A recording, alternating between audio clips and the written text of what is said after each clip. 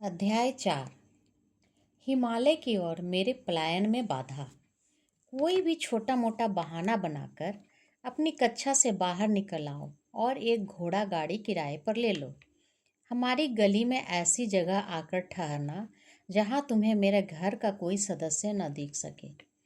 हिमालय में मेरे साथ जाने की योजना बनाने वाले उच्च माध्यमिक विद्यालय के अपने सहपाठी अमर मित्तर को मेरा यह अंतिम निर्देश था। अपने पलायन के लिए हम लोगों ने अगला दिन तय किया था। आनंदा मुझ पर कड़ी दृष्टि रखते थे, इसलिए सावधानी बरतना आवश्यक था। उन्हें पूरा संदेह था कि मेरे मन में भाग जाने की प्रबल इच्छा है और वे मेरी योजना को विफल बनाने के लिए कृतसंकल्प थे। ताबी चुपचाप अपना कार्य करता हुआ मेरे अंदर आध्यात्मिक उफान ला रहा था। मुझे आशा थी कि हिमालय में मुझे अपने वे गुरु मिल जाएंगे जिसका चेहरा प्रायः मुझे अपने अंतर्मन के दिव्य दर्शनों में दिखाई देता था। पिताजी का अस्थायी रूप से कोलकाता में स्थानांतरण हो गया और अब हमारा परिवार वहीं रह रहा था। सत्तात्मक भारतीय परंपरा के अनुसार आनंदा भी अपनी नववधू के साथ हमारे घर में रहने आ गए थे। वहाँ मैं अटारी पर स्थित एक छोटे से कमरे में नित्य ध्यान करके अपने मन को ईश्वर अनुसंधान के लिए तैयार कर रहा था। उस अविस्मरणीय दिन का उदय अमंगलकारी वर्षा के साथ हुआ। सड़क पर अमर की घोड़ा गाड़ी की आवाज़ सुनते ही मैंने जल्दी जल्दी एक कंबल और एक जोड़ा खड़ा हूँ, दोनों कॉपीन, एक जपमाला, लाहाड़ी महाशय की फोटो और भगवत गीता की एक प्रति बांध ली। यह पोटली मैंने तीसरी मंजिल की अपनी खिड़की से नीचे फेंक दिया। मैं भागते हुए सीढ़ियों से नीचे उतरा और द्वार पर मछली खरीद रहे चाचा जी के बगल से आगे बढ़ गया। क्या जल्दी है? उन्होंने सशंक दृष्टि से मुझे ऊपर से नीचे तक देखा। बिना कोई उत्तर दिए एक उदासीन मुस्कुरा के साथ उनकी ओर देखते हुए मैं गली की ओर चल पड़ा। अपनी पोटली उठाकर षड्यंत्रकारी सावधानी बरतता हुआ मैं अमर से जा मिला। हम गाड़ी में बैठ के शहर के एक बाजार क्षेत्र चांदनी चौक में गए। अंग्रेजी पोशाक खरीदने के लिए हम कई महीनों से अपने प्रतिदिन जलपान के लिए मिलने वाले थोड़े थोड़े पैसे बचाते आए थे। हम जानते थे कि मेरे चालाक भाई एक गुप्तचर की भूमिका निभा सकते हैं, इसलिए यूरोपियन पोशाक पहनकर हम उन्हें चकमा देना चाहते थे। स्टेशन जाते जाते रास्ते में हम सभी मेरे चचेरे भाई जतिन घोष, जिन्हें मैं जतिन दा कहता था, के लिए रुके। वे नए नए ही हमारे पंथा अनुयायी बने थे और हिमालय में किसी गुरु की शरण प्राप्त करने के आकांक्षी बने थे। हमारे पास पहले से ही तैयार नया सूट उन्होंने पहन लिया था। अब हमें कोई चिंता नहीं थी, कोई पहचान सकता। हमने सोचा हमारे मन गहरे उल्लास से खिल उठे। बस अब केवल कैनवास जूतों की कमी है। मैं उन दोनों को एक दुकान पर ले गया। वहाँ रबड़ के तले लगे जूतों को सजाया गया था। ऐसी पवित्र यात्रा में जीव हत्या द्वारा प्राप्त हुई चमड़े की चीज़ नहीं ले जानी चाहिए। अपनी भगवत गीता की चमड़े की जिल्द और विलायती हेड पर लगे चमड़े के फीते निकालकर फेंकने के लिए मैं बाहर सड़क पर रुक गया। स्टेशन पर हम लोगों ने बर्धमान के टिकट खरीदे। हम बर्धमान में हिमालय के चरणों में स्थित हरिद्वार जाने के लिए गाड़ी बदलने वाले थे। जब गाड़ी भी हम लोगों के समान ही भागने लगी तो मैंने अपनी कुछ महान आशाओं के शब्द प्रदान किए। जरा कल्पना तो करो, मैं उत्साहपूर्वक कहा। महान गुरुओं से दीक्षा लेकर हम लोग ब्रह्म चैतन्य की समाधि का अनुभव करेंगे। हमारे शरीरों में ऐसे चुंबकीय शक्ति पैदा हो जाएगी कि हिमालय के वन्य पशु पालतू जानवरों की भांति हमारे पास आ जाएंगे। बाघ हमारा दुलार पाने की प्रतीक्षा में बैठ रहने वाली घरेलू निरीह बिल्लियों से अधिक खुश न होंगे। भविष्य का चित्र प्रस्तुत करने वाला यह वर्णन, जिसे मैं लाक्षणिक तथा वास्तविक दोनों दृष्टियों से चित्तमोहक मान रहा था, अमर के होठों पर उत्साहपूर्वक मुस्कान ले आया। परंतु जतिन दा, मैं अपनी दृष्टि दूसरी ओर घुमा ली और खिड़की से बाहर भागते हुए प्राकृतिक दृश्य को देखने लगे। पैसे के 3 हिस्सों में बांट लेते हैं। जतिन दा ने इस प्रस्ताव के साथ अपने दीर्घ मौन को तोड़ा। वर्तमान में हमें अपने टिकट अलग अलग खरीदने चाहिए, इसमें किसी को संदेह नहीं होगा कि हम लोग साथ साथ भाग रहे हैं। मैं बिना किसी आशंका के सहमत हो गया। सूर्यास्त के समय हमारी ट्रेन बर्दवान स्टेशन पर रुकी। जतिन दा टिकट घर में घुस गए। अमर और मैं प्लेटफॉर्म पर बैठे रहे। हम लोगों ने 15 मिनट तक प्रतीक्षा की और फिर उनके विषय में निष्फल पूछताछ की। चारों ओर खोज लेने के बाद हम लोगों ने भय व्याकुल होकर जोर जोर से जतिन दा को आवाज़ें दी, परंतु वे तो उस छोटे से स्टेशन में चारों ओर फैले अंधकार में न जाने कहाँ लुप्त हो गए। मैं पूर्णतः घबरा गया और इस आघात से मेरे हाथ पांव फूल गए। भगवान को भी यह निराशाजनक घटना मंजूर थी। भगवान के लिए मेरे प्रथम सुनियोजित पलायन के रोमांचक अवसर पर विषाद का निर्मम साया पड़ चुका था। अमर, हमें घर लौट जाना चाहिए। मैं छोटे बच्चे की तरह रो रहा था। जतिन दा का निष्ठुर प्रयाण अनिष्ट सूचक संकेत है। विफल होना ही इस यात्रा की नियति है। यही है तुम्हारा ईश्वर प्रेम। एक विश्वासघाती साथी के रूप में ली गई छोटी सी परीक्षा को भी तुम सह नहीं सकते। अमर द्वारा इसे ईश्वरीय परीक्षा बताए जाने पर मेरा मन शांत हुआ। हमने वर्धमान के सुविख्यात सीता भोग और मोतीचूर का नाश्ता किया। कुछ ही घंटों में हम बरेली होकर हरिद्वार जाने वाली गाड़ी में बैठ गए। अगले दिन मुगल सराय में हमने गाड़ी बदलते हुए जब हम प्लेटफॉर्म पर प्रतीक्षा कर रहे थे, तब हमने एक महत्वपूर्ण विषय पर विचार विमर्श किया। अमर, संभव है कि शीघ्र ही हमें रेलवे अधिकारियों की गहरी पूछताछ का सामना करना पड़े। मैं अपने भाई की चतुरता को कम महत्व नहीं देता। परिणाम चाहे जो भी हो, मैं झूठ नहीं बोलूँगा। मुकुंद, मेरा तुमसे इतना ही अनुरोध है कि तुम चुप रहना। मैं जब उनसे बात करूं तो तुम मुस्कुराना या हंसना नहीं। इतने में एक यूरोपियन रेलवे अधिकारी मेरे पास आया। उसने एक तार पत्र हिलाकर मुझे दिखाया, जिसका आशय मैं तुरंत समझ गया। क्या तुम लोग गुस्से से घर से भाग रहे हो? जी नहीं, मैं प्रश्न था। उनके चुने हुए शब्दों ने मुझे सुस्पष्ट उत्तर देने की अनुमति दे दी। मैं जानता था कि क्रोध नहीं बल्कि देवी वैराग्य मेरे इस अस्वाभाविक व्यवहार का कारण था। फिर वह अधिकारी अमर की ओर मुड़ा। उन दोनों के बीच बुद्धि चातुर्य का जो द्वंद्व हुआ, उसे सुनते हुए निर्विकार गांभीर्य बनाए रखने के अनुरोध का पालन करना मेरे लिए कठिन से कठिनतर हो गया। अधिकारी ने अपनी आवाज़ में अपने अधिकार को पूरी तरह ध्वनित करते हुए पूछा, तीसरा लड़का कहाँ है? चलो सच बोलो। साहब, आपने चश्मा पहना हुआ है क्या? फिर भी आपको दिखाई नहीं देता कि हम केवल दो ही हैं? अमर धृष्टतापूर्वक मुस्कुराया। मैं कोई जादूगर नहीं हूँ। एक तीसरा लड़का निकाल दूँ? अधिकारी ने इस धृष्टता से स्पष्ट रूप से हड़बड़ा कर आक्रामक का नया पैतरा लिया। तुम्हारा नाम क्या है? मुझे टॉमस कहते हैं और अंग्रेज माता और भारतीय धर्मांतरित ईसाई पिता की संतान हूँ। तुम्हारे पिता का नाम क्या है? मैं उसे टॉमसन कहता हूँ। अब तो अंदर ही अंदर मेरी हंसी चरम सीमा तक पहुँच चुकी थी। मैं किसी के से कुछ कहे बिना ट्रेन की ओर चल पड़ा, जो भगवान की दया से प्रस्थान करने के लिए सीटी बजा रही थी। अमर भी उस अधिकारी के साथ मेरे पीछे पीछे चला आया। अब उसकी बातों पर इतना विश्वास करने लगा कि उसने शिष्टतापूर्वक हमें यूरोपियन लोगों के लिए निर्धारित डिब्बे में आराम से बैठा दिया। स्पष्ट था कि दो अर्ध अंग्रेज बालकों को हिंदुस्तानियों के डब्बे में यात्रा करता देख उसके लिए कष्टदायक था। उसके यहाँ के विनयपूर्वक प्रस्थान करने के बाद मैं सीट पर लेट गया और जोर जोर से हंस रहा था। एक अनुभवी अंग्रेज अधिकारी के बुद्धि चातुर्य में मात देने का आनंद पूर्वक संतोष अमर के चेहरे पर व्याप्त था। प्लेटफॉर्म पर मैंने तार को चोर दृष्टि से पढ़ लिया। तार मेरे भाई आनंद का था। उसमें लिखा था, यूरोपियन पोशाक पहने 3 बंगाली लड़के घर से भागकर मुगल सराय के मार्ग से हरिद्वार की ओर आ रहे हैं। मेरे पहुंचने तक उन्हें कृपया रोके रखें।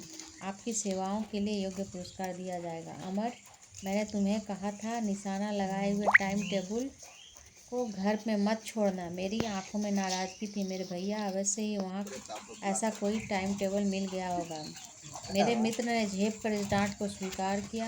हम थोड़ी देर के लिए बरेली में रुके, जहाँ द्वारिका प्रसाद आनंद द्वारा भेजी एक तार के साथ हमारी प्रतीक्षा कर रहा था। द्वारिका ने हमें रोक रखने का भरपूर प्रयास किया, किंतु मैंने उसे अच्छी तरह विश्वास दिला दिया कि हमने यह पलायन हंसी मजाक के तौर पर शुरू नहीं किया था। पहले की भांति इस बार भी द्वारिका ने हमारे साथ हिमालय भाग चलने का प्रस्ताव स्वीकार नहीं किया। उसी रात जब हमारी गाड़ी एक स्टेशन पर खड़ी हुई थी और मैं अर्धनिद्रित अवस्था में था, तब पूछताछ करते एक और अधिकारी ने आकर अमर को जगा दिया। वह भी टॉमस और टॉमसन नामों से के इंद्रजाल में फंस गया। भोर होते ही गाड़ी ने हमें सफलतापूर्वक हरिद्वार पहुंचा दिया।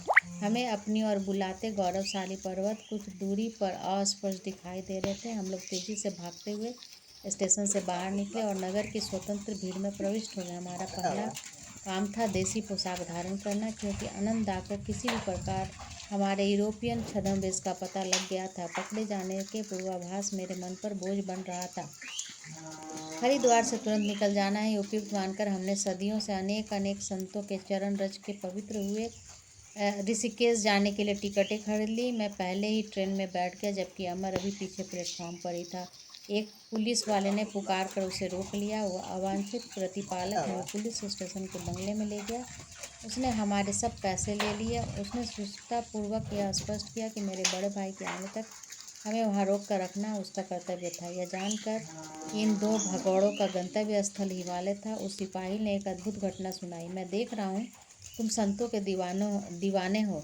अभी कल ही मेरी जिस संत से मुलाकात हुई, उसने बड़ा संत तुम्हें कहीं नहीं मिलेगा। मेरे एक सहयोगी और उनसे पहली बार 5 दिन पहले मिले थे। एक विशिष्ट हत्यारे की तीव्र खोज में हम गंगा के पास गश्त लगा रहे थे। उसे जिंदा या मुर्दा पकड़ने का हमें आदेश था।